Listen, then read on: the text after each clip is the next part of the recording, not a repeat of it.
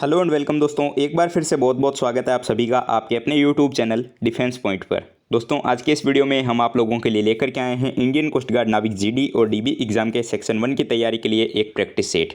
दोस्तों वीडियो जो है आप लोगों के लिए बहुत ज़्यादा इंपॉर्टेंट होने वाला है, तो इस वीडियो को जो है पूरा ज़रूर से देखिएगा।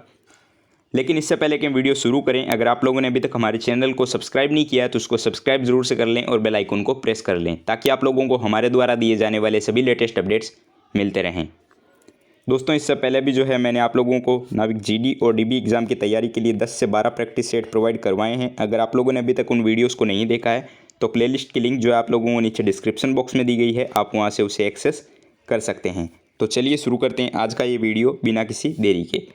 तो देखिए फर्स्ट क्वेश्चन आप लोगों को दिया गया है कि संगलक बनाने हेतु तारों के निर्माण में प्रयुक्त धातु में क्या गुण होने चाहिए।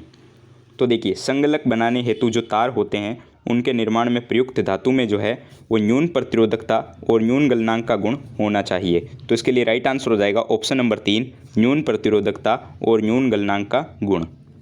आइए देखते हैं अगला प्रश्न। तो नेक्स्ट क्वेश्चन आप लोगों को दिया गया है कि निम्नलिखित में से कौन सा एक रासायनिक परिवर्तन नहीं है। ठीक है, तो देखिए आपको ऑप्शन दिए गए हैं दूध का जमना, फल का पकना, जल का वाष्पन या फिर कोयले का जलना। तो देखिए जल का जो वाष्पन होता है यानी कि इवोपरेशन ऑफ वाटर, वो एक रासायनिक परिवर्तन यानी कि केमिकल चेंज नहीं होता है। तो इसके लिए राइट आंसर हो जाएगा ऑप्शन नंबर 3, जल का वाष्पन। अगला प्रश्न देखिए आपको दिया गया है कि किसी पिंड जो कि एक सरल रेखा में चल रहा है उस पर कोई बल F जो है वो 3 सेकंड की अवधि के लिए लगाया जाता है।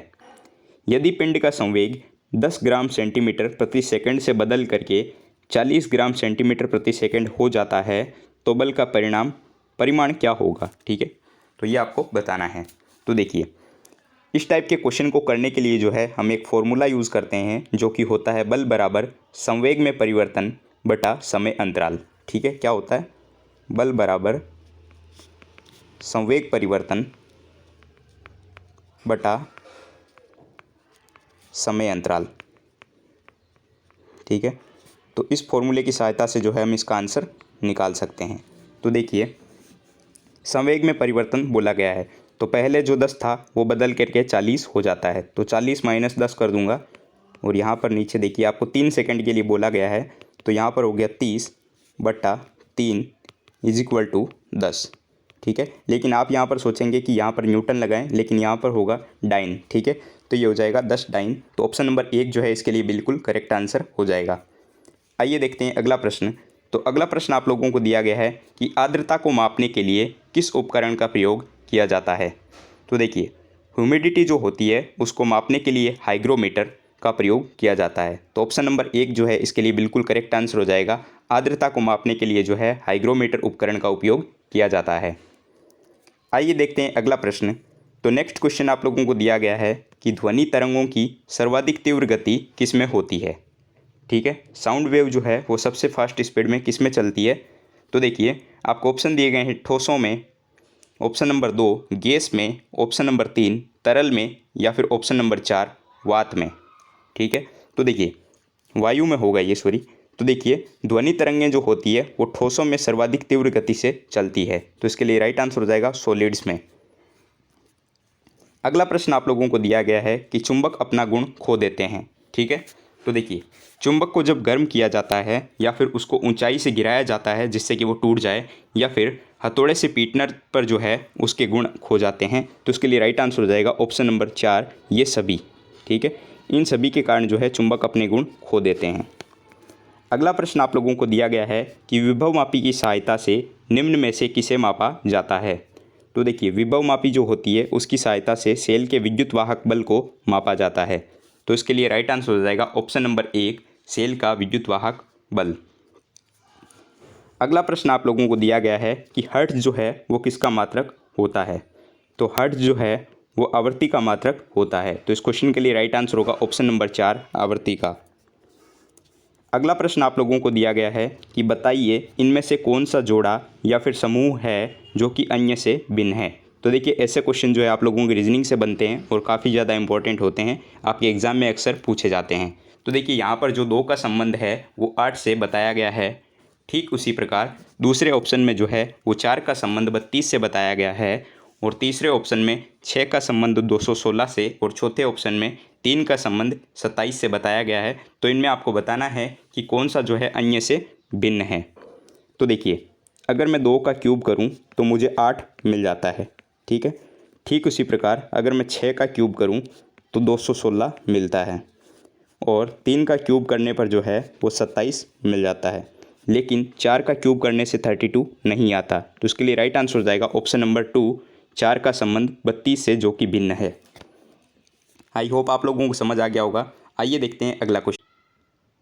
देखिए, क्वेश्चन दिया गया है कि यदि प्लस का अर्थ हो इनटू, इनटू का अर्थ हो प्लस, और माइनस का अर्थ हो डिवाइड, और प्लस का अर्थ हो माइनस, तो निम्नलिखित व्यंजक का मान क्या होगा। तो आपको बताना है कि इस समीकरण का जो मान होगा सॉल्व करने पर क्या आएगा। तो देखिए, इस टाइप के क्वेश्चन में जो है वो हम सबसे पहले चिन्ह को चेंज करते हैं, जो कि हमें क्वेश्चन के अकॉर्डिंग बोला जाता है। तो देखिए, हमें समीकरण क्या दी गई है, 5 + 3 इंटू 2 + 10 - 5। तो सबसे पहले हम जो है वो साइन चेंज करेंगे। तो देखिए, प्लस को क्या बोला जाता है, प्लस को बोला जाता है इंटू, ठीक है। तो हम चेंज कर लेंगे इंटू 3। फिर इंटू को बोला जाता है प्लस, तो प्लस कर देंगे। फिर प्लस को बोला जाता है माइनस, ठीक है, तो ये हो गया। और माइनस को बोला जाता है डिवाइड, तो ये चेंज कर दिए। अब जो है इनको हम सोल्व कर लेंगे, ठीक है। तो देखिए, सोल्व कैसे किया जाता है, आई होप आप लोगों को आता होगा। तो देखिए, 5 × 3 + 2 - 2 हो जाएगा, ठीक है। अब देखिए, 15 + 2 - 2 हो गया, ठीक है। अब देखिए, 15 + 2 17, और -2 करूँगा तो हो जाएगा 15, ठीक है। तो हमारा जो आंसर आएगा वो हो जाएगा 15, यानी कि ऑप्शन नंबर 3 जो है वो बिल्कुल करेक्ट आंसर हो जाएगा। आइए देखते हैं अगला प्रश्न। तो नेक्स्ट क्वेश्चन जो कि आप लोगों को दिया गया है कि किसी सांकेतिक भाषा में क्लर्क को EOIWQ से लिखा जाता है, तो टेबल को उसी प्रकार कैसे लिखा जाएगा। तो देखिए, यहाँ पर क्या हुआ है, CLERK को जो है लिखा जाता है EOIW और Q से, ठीक है। तो यहाँ पर इनमें संबंध देखिए किस प्रकार हुआ है। तो यहाँ पर देखिए, C से E में जाने पर जो है वो +2 अल्फ़ाबेट इंक्रीज़ होते हैं। ठीक इसी प्रकार L से O में जाने पर जो है +3 अल्फ़ाबेट इंक्रीज़ होते हैं। E से I में जाने पर जो है +4 अल्फ़ाबेट इंक्रीज़ होते हैं। और R से W में जाने पर जो है +5 अल्फ़ाबेट, और K से Q में जाने पर जो है वो +6 अल्फ़ाबेट इंक्रीज़ होते हैं। तो ठीक इसी प्रकार जो है हम टेबल को लिखेंगे। तो देखिए, टेबल को किस प्रकार लिखा जाएगा, तो यहाँ लिख लीजिए टेबल।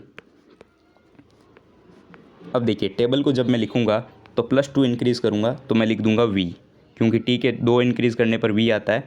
उसी प्रकार A से इंक्रीज़ करूँगा +3 तो D लिखूँगा। फिर +4 इंक्रीज़ करने पर जो है मैं B से F लिखूँगा। उसी प्रकार L से जो है Q, और E से जो है K आ जाएगा। तो देखिए, VDFQK जो है आपको ऑप्शन नंबर 2 में दिया गया है। तो इसके लिए राइट आंसर हो जाएगा ऑप्शन नंबर 2। आइए देखते हैं नेक्स्ट क्वेश्चन। तो नेक्स्ट क्वेश्चन आप लोगों को दिया गया है कि अंग्रेजी वर्णमाला में आपकी बाईं ओर 10वां अक्षर कौन सा होगा, ठीक है। यानी कि जो अल्फ़ाबेटिक होते हैं ABCD, उनमें जो है आपके बाईं ओर, ठीक है। तो बाईं ओर इस साइड चलेगा, तो उसमें बताना है आपको 10वां अक्षर कौन सा होता है। तो ABCD का जो 10वां अक्षर होता है वो होता है J, ठीक है। तो इसके लिए राइट आंसर हो जाएगा ऑप्शन नंबर 3 J। चलिए देखते हैं नेक्स्ट क्वेश्चन। तो नेक्स्ट क्वेश्चन में आप लोगों को एक सीरीज़ दी गई है, उसमें आपको बताना है कि क्वेश्चन मार्क के जगह पर जो है कौन सा नंबर आएगा। तो देखिए, 15, 30, 60, और उसके बाद दिया गया है 120, और उसके बाद आपको एक क्वेश्चन मार्क दिया गया है। तो देखिए, इसको हम कैसे सॉल्व करेंगे। तो आई होप आप लोगों को समझ आ गया होगा इसमें क्या हो रहा है। तो फिर भी देखिए 15 को अगर मैं 2 से इंटू करता हूँ तो मुझे नेक्स्ट सीरीज़ मिल जाती है 30। ठीक उसी प्रकार 30 को जो है वो 2 से इंटू किया जा रहा है, जिससे कि 60 आ गया, और 60 को 2 से इंटू करने पर जो है वो 120 मिल रहा है।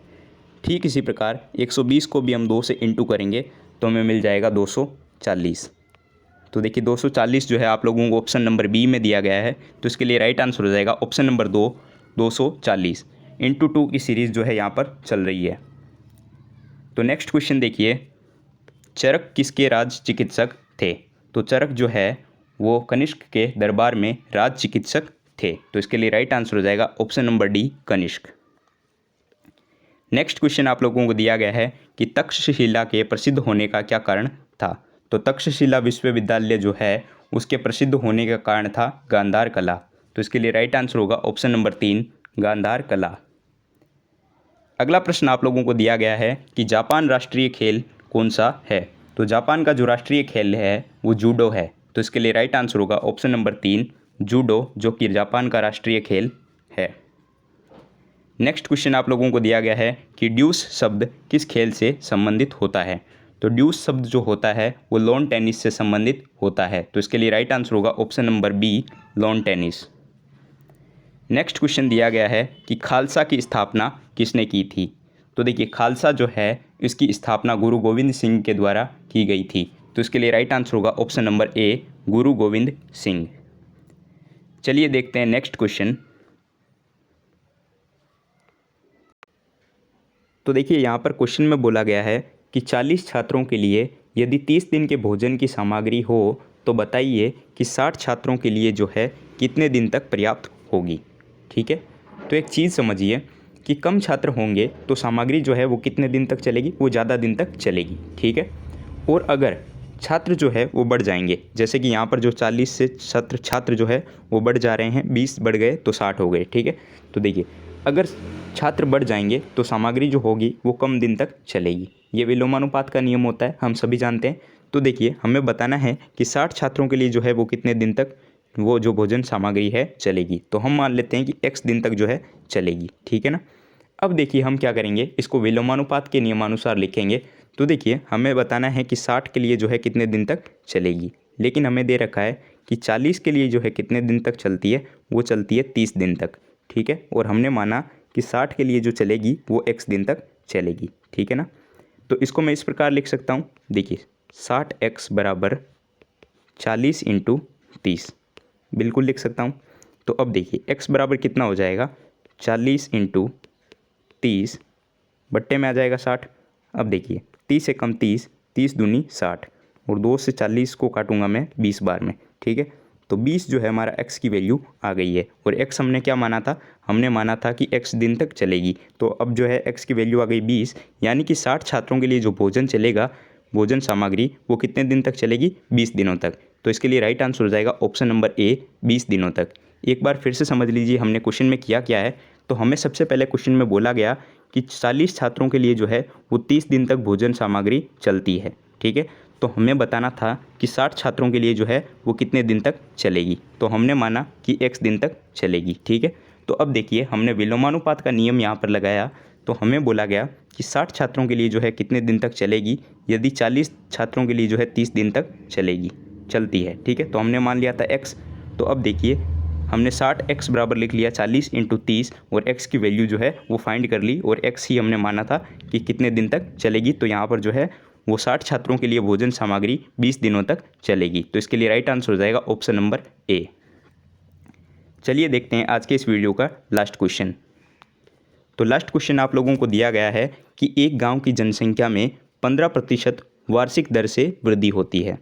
ठीक है, यदि वर्तमान जनसंख्या 4000 हो तो 2 वर्ष के बाद में जो है गांव की जनसंख्या कितनी हो जाएगी, ये आपको बताना है। तो देखिए, जो परसेंटेज का चैप्टर मैंने आपको करवाया था उसमें जो है इस टाइप के क्वेश्चन मैंने आपको करवाए थे। ठीक है, तो क्वेश्चन के अकॉर्डिंग चलेंगे। तो क्वेश्चन में हमें बोला गया है 2 वर्ष के बाद में जो है जनसंख्या कितनी होगी, ये आपको बताना है।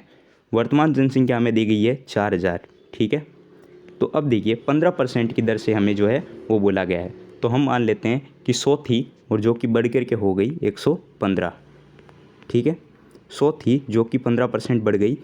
ठीक है, और कितने वर्ष के लिए बोला है, तो 2 वर्ष के लिए बोला है। तो मैं मान लूँगा, देखिए 100 थी जनसंख्या और वो है जो है 115 हो गई। ठीक है, क्योंकि 15% जो है बढ़ गई है। तो अब देखिए इससे जो है हम जब सॉल्व कर लेंगे तो हमारा आंसर आएगा 5290। ठीक है, तो 5290 जो है आपको ऑप्शन नंबर 4 में दिया गया है। तो इसके लिए राइट आंसर हो जाएगा option number D, 5290। I hope आप लोगों को समझ आ गया होगा। एक बार जो है फिर से समझ लीजिए। देखिए क्वेश्चन में बोला गया था कि गांव की जनसंख्या जो है वो 15% वार्षिक दर से बढ़ती है। ठीक है, यदि वर्तमान जनसंख्या 4,000 हो तो 2 वर्ष के बाद में जो है कितनी होगी ये आपको बताना था। तो वर्तमान जनसंख्या दी हुई है 4,000, ठीक है, और हमें बोला गया कि 15% से बढ़ती है। तो हमने माना कि 100% 100 थी टोटल और 15 से बढ़ जाती है तो 115 हो गई। और कितने वर्ष के लिए बढ़ती है? 2 वर्ष के लिए। तो हमने यहाँ पर 2 बार लिख लिया। तो अब देखिए इसको जब हम सोल्व कर लेंगे तो हमारा आंसर आ जाएगा 5290। आई होप आप लोगों को सारे प्रश्न समझ आ गए होंगे और आप लोगों को वीडियो जो है काफ़ी पसंद आया होगा। तो इस वीडियो को लाइक कर दीजिए और चैनल को अभी तक सब्सक्राइब नहीं किया है तो चैनल को सब्सक्राइब करना बिल्कुल भी मत भूलना। अगर आप लोगों को इन क्वेश्चंस की PDF चाहिए तो आप लोग जो है हमारे टेलीग्राम चैनल को ज्वाइन कर सकते हो, जिसकी लिंक जो है आप लोगों को नीचे डिस्क्रिप्शन बॉक्स में दी गई है। इसके अलावा अगर आप लोगों को चैनल ना खुले तो आप जो है सर्च कर सकते हो @Navy MR एग्ज़ाम, ठीक है, Navy MR एग्ज़ाम। आप ये सर्च करके भी जो है हमारे टेलीग्राम चैनल को ज्वाइन कर सकते हो। इसके अलावा अगर आप लोग इंडियन नेवी, एयरफोर्स और कोस्ट गार्ड के एग्ज़ाम के लिए यदि तैयारी कर रहे हैं तो आप हमारी वेबसाइट defensepointprep.com के माध्यम से फ्री ऑनलाइन मॉक टेस्ट भी दे सकते हैं, जिसकी लिंक जो है आप लोगों को नीचे डिस्क्रिप्शन बॉक्स में दी गई है। तो चलिए मिलते हैं अगले वीडियो में, तब तक के लिए जय हिंद।